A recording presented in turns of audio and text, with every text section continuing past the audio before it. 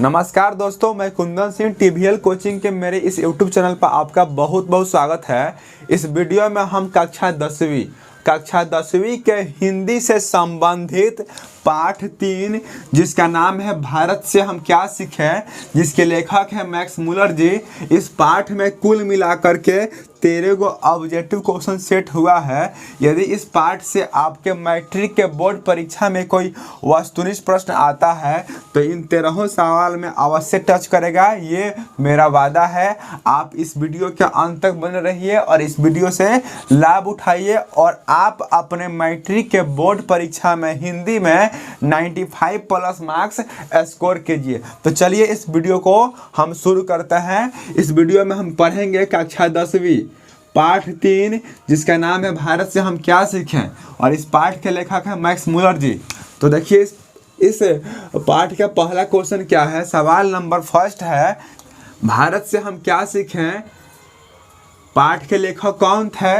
तो Max Muller जी। याद रखिएगा, भारत से हम क्या सीखें, भारत से हम क्या सीखें, इस पाठ के लेखक कौन थे? तो मैक्स मुलर जी। ओके, अगला प्रश्न आप स्क्रीन पर देख सकते हैं। सवाल है, भारत से हम क्या सीखें।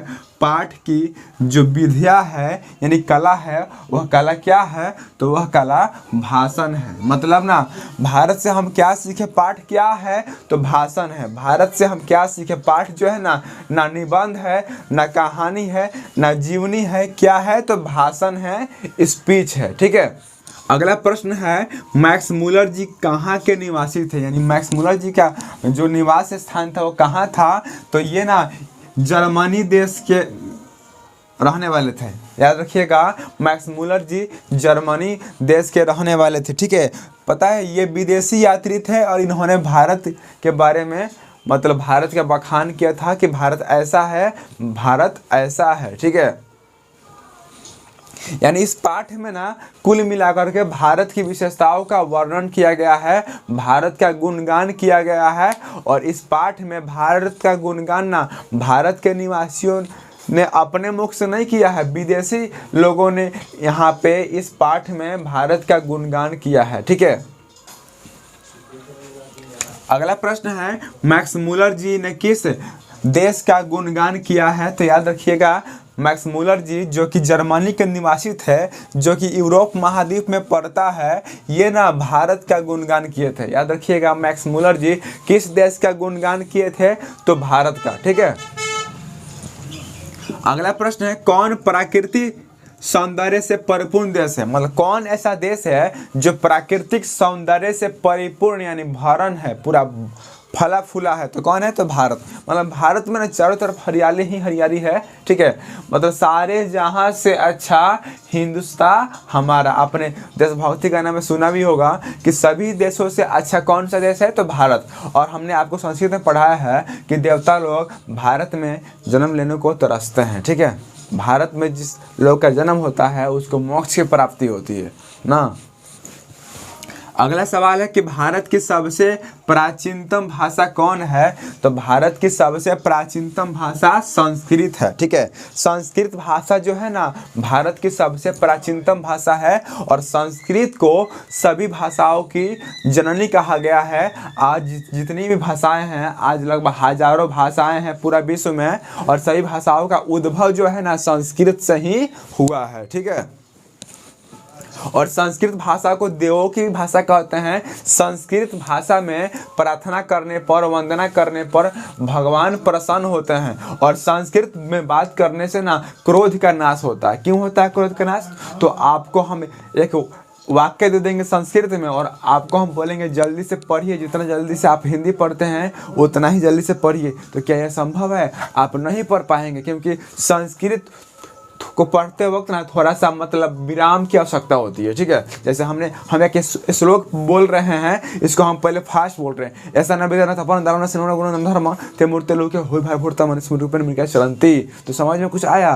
लेकिन अब हम इसको स्लो मोशन में बोलेंगे, देखिए कितना अच्छा लगेगा मंत्र।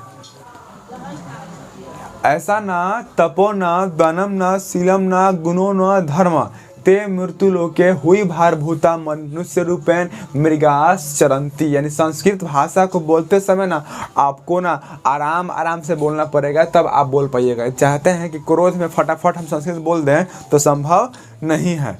जैसे एक और श्लोक देखिए, ओम विश्वानी देव सवितर दुर्तानी परासु व यद भद तन न आसु।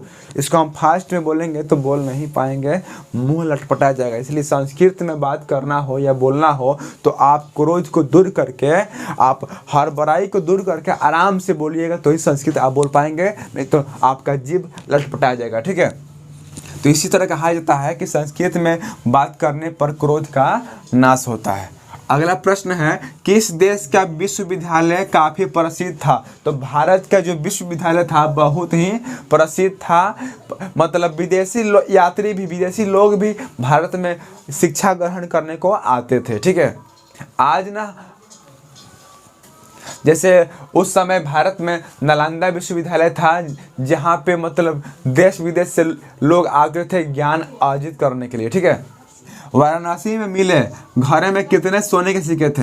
जो वाराणसी में सोने के सिक्के से मिला घड़ा था ना, उसमें कुल कितने सोने के सिक्के थे? तो 172। आपको याद रखना पड़ेगा कि वाराणसी में जो घड़ा मिला था, उस घड़ा में 172 सोने के सिक्के थे, जिसमें ना देवनागरी शब्द में कुछ लिखा हुआ था, बहुत ही प्राचीनतम लिपि में कुछ लिखा हुआ था। लेकिन वहाँ का जो मूर्ख शासक था वह सिक्कों की अहमियत समझ नहीं पाया, वह 172 कुल 172 सिक्कों को ना क्या किया, पिघला दिया। ठीक है, मतलब जिनको मिला था वो बाद में बहुत अफसोस खा रहे थे कि हम बेकारे में अपने शासक को दिए, मतलब इसको पिघलाना नहीं था। ठीक है, अगला प्रश्न है, सभी भाषाओं का उद्भव किस भाषा से हुआ है? तो सभी भाषाओं का ना उद्भव जो हुआ है, विकास जो हुआ है, संस्कृत भाषा से हुआ है। आपको याद रखना पड़ेगा कि सभी भाषाओं का जो विकास हुआ है संस्कृत भाषा से हुआ है, इसलिए संस्कृत भाषाओं को, सभी भाषाओं को की जननी कहते हैं। ठीक है, अगला प्रश्न है, कहानी के क्षेत्र में सबसे आगे कौन सा देश है? तो भारत। मतलब भारत की जो कहानियाँ है ना बहुत ही प्रसिद्ध है। ठीक है, अगला प्रश्न है, पंचायतों की स्थापना किस देश में हुई थी? तो सर्वप्रथम पंचायतों की स्थापना भारत में ही हुई थी। यहाँ पे पंचायत की जो व्यवस्था है 5 वर्षीय है, प्रत्येक 5 वर्ष के बाद चुनाव होते हैं। ठीक है, सेकेंड लास्ट क्वेश्चन इस चैप्टर का सवाल है, बौद्ध धर्म की स्थापना किस देश में हुई? तो भारत में ही हुई। गौतम बुद्ध, जिनका बचपन का नाम था सिद्धार्थ, इनको बोध गया यानी बिहार के गया जिला में ज्ञान की प्राप्ति हुई थी पीपल के पेड़ के नीचे, और भारत को ही बौद्ध धर्म का स्थापना स्थल कहा जाता है। ठीक है, लास्ट क्वेश्चन है, किस देश की संस्कृति सबसे अधिक लोकप्रिय थी? तो याद रखिएगा कि भारत की जो संस्कृति थी ना बहुत ही लोकप्रिय थी। ठीक है, किस देश की संस्कृति सबसे लोकप्रिय थी? तो भारत की संस्कृति इतनी फेमस है कि विदेशी लोग भी भारत की संस्कृति को अपनाते हैं। ठीक है, इस तरह इस पाठ का मोस्ट इम्पोर्टेंट ऑब्जेक्टिव क्वेश्चन खत्म हो गया। यदि आप चाहते हैं कि कक्षा 10वीं के चौथे पाठ जिसका नाम है नाखून क्यों बढ़ते हैं, जिसके लेखक हैं हजारी प्रसाद द्विवेदी, यदि आप चाहते हैं इस पाठ का वस्तुनिष्ठ प्रश्न देखना तो आप कमेंट बॉक्स में कमेंट कीजिए, हम आपके लिए बहुत जल्दी ही उस पाठ का वीडियो लाएंगे। तो तब तक के लिए बस इतना ही, मिलते हैं अगले वीडियो में। तब तक के लिए नमस्कार, जय हिंद, जय भारत।